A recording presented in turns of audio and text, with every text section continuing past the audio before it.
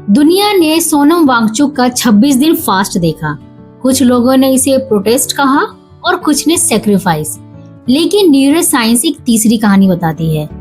क्या कोई इंसान सिर्फ विल पावर के दम पर 26 दिन तक अपने फैसले पर टिक सकता है, या इसके पीछे ब्रेन का कोई हिडन मैकेनिज्म होता है? एक ऐसी कहानी जहां ब्रेन पेन को भी डिफरेंटली प्रोसेस करता है। और अगर आप इस साइंस को समझ गए तो शायद आप अपनी लाइफ में कभी भी जल्दी गिव अप नहीं करोगे। और वीडियो के एंड में मैं आपको एक ऐसा न्यूरो साइंस प्रिंसिपल बताऊंगी जिसे दुनिया के टॉप एथलीट्स, एंटरप्रेन्योर्स और हाई परफॉर्मेंस बिना शोर मचाए यूज करते हैं। हो सकता है वही आपकी मैनिफेस्टेशन जर्नी का मिसिंग पीस हो। हेलो एवरीवन, मैं हूं आसमीना। इनर पॉजिटिव बाय आसमीना के चैनल में आपका स्वागत है। आज हम पॉलिटिक्स की बात नहीं करेंगे, हम बात करेंगे ह्यूमन ब्रेन की।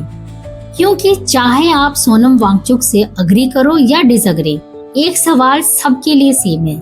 एक इंसान इतना मेंटली स्ट्रांग कैसे बन जाता है और उस स्ट्रेंथ को साइंस कैसे एक्सप्लेन करती है? पार्ट 1 में हम समझेंगे पेन से बड़ा पर्पस क्या है। साइकोलॉजी कहती है ह्यूमन ब्रेन सिर्फ पेन से ऑपरेट नहीं करता, ब्रेन मीनिंग से ऑपरेट करता है।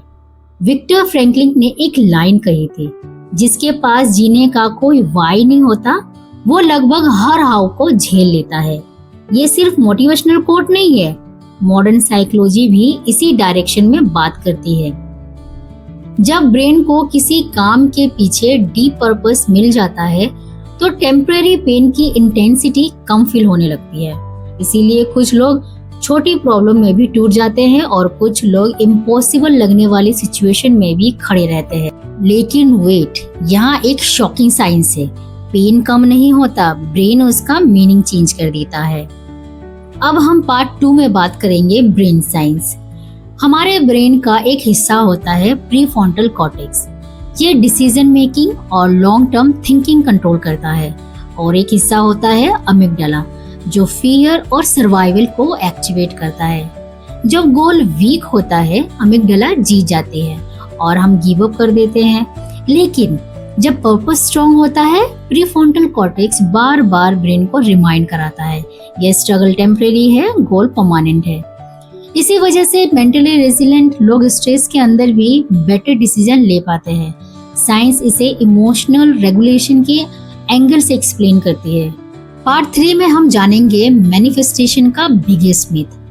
अब हम मैनिफेस्टेशन की बात करते हैं। सोशल मीडिया ने मैनिफेस्टेशन को सिर्फ विजुअलाइजेशन बना दिया है, लेकिन न्यूरो साइंस कुछ और ही कहती है। ब्रेन सिर्फ थॉट्स को रिवॉर्ड नहीं करता, ब्रेन रिपीटेड एक्शन को रिवॉर्ड करता है। विजुअलाइजेशन यूजफुल है, लेकिन बिना एक्शन के वो सिर्फ इमेजिनेशन बनकर रह जाता है। रियल मैनिफेस्टेशन तब शुरू होती है जब आपकी आइडेंटिटी चेंज होती है और जब आप खुद से कहना शुरू करते हो मैं डिसिप्लिन इंसान हूँ, और फिर उस आइडेंटिटी के हिसाब से एक्शन लेते हो। यानी कि आइडेंटिटी, एक्शन और कंसिस्टेंसी ये मैनिफेस्टेशन का साइंटिफिक वर्जन है। लेकिन अभी सबसे डेंजरस ब्रेन ट्रैप बाकी है। इसी ट्रैप की वजह से 95% लोग अपना गोल अचीव नहीं कर पाते। पार्ट 4 में हम जानेंगे डोपामिन ट्रैप। हम सब डोपामिन के बारे में सुनते हैं, लेकिन प्रॉब्लम डोपामिन नहीं है, प्रॉब्लम है इंस्टेंट डोपामिन। यानी कि रील्स, नोटिफिकेशन, इंस्टेंट एंटरटेनमेंट ये ब्रेन को शॉर्ट टर्म रिवॉर्ड्स की आदत लगा देते हैं। और जब कोई बड़ा गोल आता है ब्रेन कहता है ये बहुत डिफिकल्ट है, छोड़ दो। इसी वजह से कंसिस्टेंसी रेयर होती जा रही है और मेंटली स्ट्रांग लोग अपने ब्रेन को ट्रेन करते रहते हैं, रिवॉर्ड के लिए नहीं, पर्पस के लिए। और अब आता है वो पॉइंट जिसे सुनने के बाद शायद आप मैनिफेस्टेशन को कभी पहले जैसा नहीं देखोगे। अब हम पार्ट 5 में रेटिकुलर एक्टिवेटिंग सिस्टम की बात करेंगे। ब्रेन के अंदर एक फ्लटरिंग सिस्टम होता है जिसे हम रेटिकुलर एक्टिवेटिंग सिस्टम कहते हैं। ये डिसाइड करता है कि आप किस चीज पर अटेंशन दोगे। अगर आप रोज सिर्फ प्रॉब्लम्स देखोगे तो ब्रेन प्रॉब्लम्स को ही फिल्टर करेगा।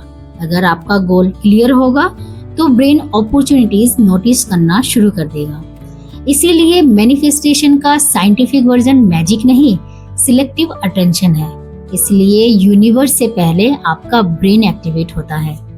तो दोस्तों, सोनम वांगचुक की स्टोरी सिर्फ एक इंसान की स्टोरी नहीं है, ये एक रिमाइंडर है कि इंसान का बॉडी थक सकता है, लेकिन अगर पर्पस जिंदा हो तो ब्रेन नए रास्ते ढूंढ ही लेता है।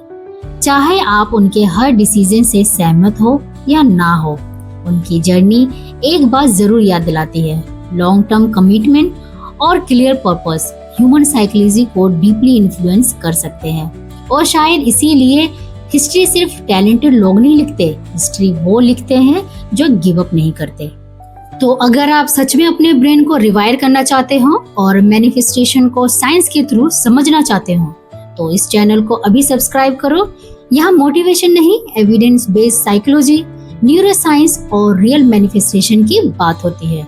और कमेंट में सिर्फ एक लाइन लिखो, my purpose is bigger than my pen.